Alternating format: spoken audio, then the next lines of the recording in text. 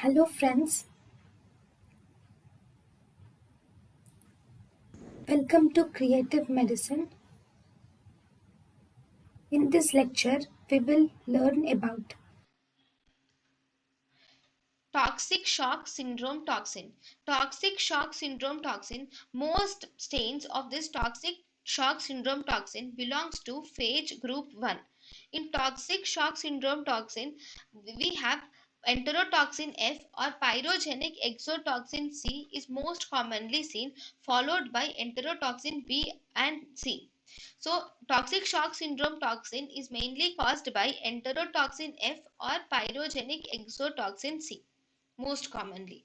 Now, this toxic shock syndrome toxin is associated with the use of vaginal tampons, and anti-toxic shock syndrome toxin 1 antibody is always protective in this case.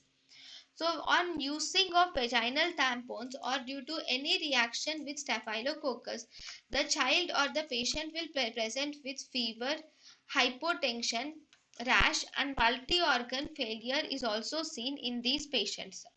And in these patients, the treatment is we should give clindamycin can be given. This clindamycin will reduce the toxin synthesis in these patients. thank you and thank you for watching.